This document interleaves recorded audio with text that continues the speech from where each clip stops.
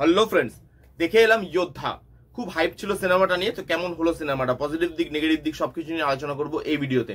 এই মুভিটা ডাইরেক্ট করছে সাগর এন্ড পুষ্কর। কাস্টে আছে সিদ্ধার্থ মালহোত্রা, রাশি খান্না, দিশা পাটানি এবং আরো অনেকে। এবার যদি গল্পটা আপনাকে একটুখানি ছোট্ট করে বলে দিই, গল্পটা হচ্ছে এখানে একটা প্লেন হাইজ্যাকিং নিয়ে।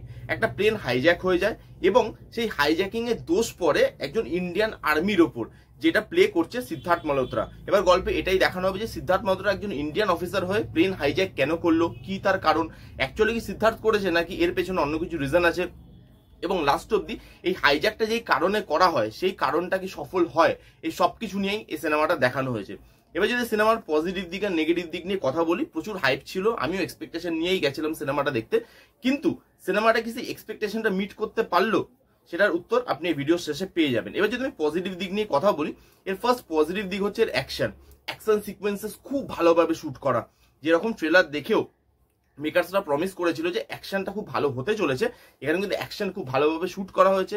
সেটা বন্দুক দিয়ে ফাইট হোক, হ্যান্ড টু হ্যান্ড ফাইট হোক, সেটা খুব ভালো লাগে দেখতে এবং ওয়েল কোরিওগ্রাফড। ফার্স্ট যে অ্যাকশনটা দিয়ে মুভিটা শুরু হয় ওইটা মেবি ওয়ান টেক শট আমার মনে হলো, মেবি আই এম রং, আমার ওয়ান টেক শট বলে মনে হয়েছে। যদি ওটা ওয়ান টেক শট হয় সেটা কিন্তু খুব ওয়েল কোরিওগ্রাফ এবং ওয়েল শুট, এবং তার সাথে সাথে এই পুরো সিনেমাতে যতগুলো অ্যাকশন সিকোয়েন্সেস ছিল সেগুলো কিন্তু খুব ভালো লেগেছে। নেক্সট হচ্ছে এখানে সিদ্ধার্থ মালহোত্রার পারফরমেন্স। সিদ্ধার্থকে ভালো লেগেছে as hero, as army officer তাকে কিন্তু ভালো লেগেছে, এবং শেরশার মতো মুভিতে তাকে অ্যাজ আর্মি অফিসার বেশ লোক পছন্দও করেছে। এখানেও কিন্তু সে বেশ ভালো এবং সে কিন্তু চেষ্টা করেছে তার পারফরমেন্সে 100% দেওয়ার। সিদ্ধার্থের পারফরমেন্স বেশ ভালো। তার সঙ্গে এই সিনেমাটা না টেকনিক্যালি খুব ওয়েলমেড। এখানে ভিএফএক্স এর কাজ বলুন, যখন প্লেনের বাইরেটা দেখাচ্ছে, হাইজ্যাক হয়ে যাচ্ছে, প্লেন পুরো উল্টে যাচ্ছে, এদিক ওদিক হচ্ছে, সেই জায়গাগুলো খুব সুন্দর লাগে দেখতে, টেকনিক্যালি ওয়েলমেড। কালার টোন থেকে বিজিএম থেকে সেইগুলো কিন্তু খুব ভালো। তো ফিল্মটার মধ্যে টাকা পয়সা খরচা করা হয়েছে, ধর্ম প্রোডাকশন প্রডিউস করেছে, টাকা পয়সার কোনো দিকে কমতি রাখেনি, এবং টেকনিক্যালি সিনেমাটা ওয়েল সাউন্ড করে, দেখতে আপনার খুব ভালো লাগে, লার্জার দ্যান লাইফ একটা আপনাকে ফিল দেয়, এবং বড় স্ক্রিনে দেখার মতো সিনেমা কিন্তু এটা বানানো হয়েছে। তার সঙ্গে আমরা এতদিন যেরকম ধরনের একটা পার্টিকুলার হাইজ্যাক দেখে এসছি, এই হাইজ্যাকটা কিন্তু সেরকম না। এই হাইজ্যাকের যে প্ল্যানটা, এর যে কারণ, কি কারণে হচ্ছে হাইজ্যাকটা, সেটা কিন্তু বেশ ভালো লেগেছে আমার। সেটা বাকি হাইজ্যাকের থেকে অনেকটা আলাদা এবং সেটা কিন্তু বেশ ইন্টারেস্টিং লাগবে আপনার দেখতে। তো বাকি জায়গায় বা বাকি সিনেমাতে হাইজ্যাককে যেরকম একটা টিপিক্যাল ওয়েতে প্রেজেন্ট করা হয় এবং টিপিক্যাল একটা কারণ দেখানো হয়, সেটা কিন্তু এই সিনেমায় করা হয়নি। এখানে হাইজ্যাকিংটার কারণটা বেশ স্ট্রং এবং এটাও একটা মোটিভ হতে পারে বলে আপনার মনে হবে। তো হাইজ্যাকিং এর যে পোর্শনটা আছে, যে প্ল্যানটা আছে, সেটা কিন্তু আমার বেশ ভালো লেগেছে। এবার যদি আমি নেগেটিভ দিকে চলে আসি, এই সিনেমাটাতে না সিদ্ধার্থকে অ্যাজ হিরো দেখাতে গেছে, কিন্তু এই সিনেমাটা সিদ্ধার্থকে হিরো দেখাতে গিয়ে সিদ্ধার্থকে ভগবান করে ফেলেছে। মানুষের পর্যায়ে সিদ্ধার্থ আর পড়ে না, কারণ এই পুরো সিনেমাটা সিদ্ধার্থের আশেপাশে ঘোরে এবং সিদ্ধার্থকে এমন ভাবে প্রেজেন্ট করা হয়েছে যে তার কিছুই হবে না।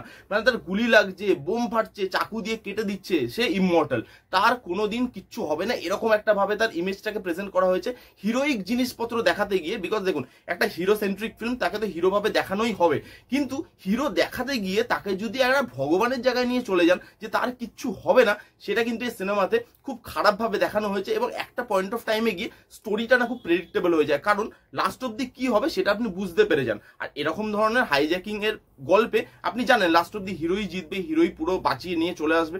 তো লাস্ট অব্দি গল্পে কি হয় সেটা কিন্তু দেখার বেশি ইন্টারেস্ট নেই। ইন্টারেস্টটা হচ্ছে গল্পটাকে কিভাবে প্রেজেন্ট করে, কতটা টেনশনের মোমেন্ট, কতটা নেল বাইটিং মোমেন্ট আপনাকে প্রোভাইড করতে পারছে। যেহেতু সিদ্ধার্থকে এমন ভাবে প্রেজেন্ট করেছে যে তার কিছু হবে না, তো স্টোরিটা না প্রেডিক্টেবল হয়ে যায়। এখানে যেই যেই ক্যারেক্টারগুলো আছে তাদের মধ্যে কে ভালো কে খারাপ সেগুলো ডাইরেক্টর রিভিল করার আগে সেটা আপনি নিজেই বলে দিতে পারবেন যে হ্যাঁ এই খারাপ, এ এখন ভালো করছে, বাট পরে গিয়ে কিন্তু কালপ্রিট বেরোবে, এবং সেরকমই হয়। তো স্টোরি এখানে খুব প্রেডিক্টেবল। যেহেতু সিদ্ধার্থকে একদম হিরো ভাবে প্রেজেন্ট করা হয়েছে, দেখতেও সেই জিনিসটা ভালো লাগে না, একটা টাইমের পর গিয়ে মোনোটোনাস ফিল হয়। এবং স্টোরি যেহেতু প্রেডিক্টেবল, আপনি না এই সিনেমাটার সঙ্গে ওই টেনশনটা, ওই এজ অফ দ্য সিট মোমেন্টটা কোনোভাবে ফিল করতে পারেন না, কারণ আপনি জানেন যে শেষ অব্দি কি হবে, এর পরের স্টেপটা কি হবে। তো যখন দর্শক ডাইরেক্টর বা মেকার্সদের থেকে এক ধাপ এগিয়ে যায়, তখন কিন্তু এটা একটা ভালো এক্সিকিউশন আমি কোনোভাবেই বলতে পারি না। তার সঙ্গে আমি যেটা নিয়ে কথা বলবো, এই সিনেমাটা নিয়ে ইমোশনালি কোনোভাবে কানেক্ট করেনি আমাকে। এখানে সিদ্ধার্থ তার বাবার একটা সম্পর্ক দেখিয়েছে, এখানে সিদ্ধার্থ রাশি খান্নার মধ্যে একটা ইমোশনাল বন্ডিং দেখিয়েছে। এই দুটো সম্পর্কই খুব আন্ডার রিটেন, খুব ভালোভাবে ওটাকে প্রেজেন্ট করা হয়নি এবং ইমোশনালি না কোথাও গিয়ে কানেক্ট করা না।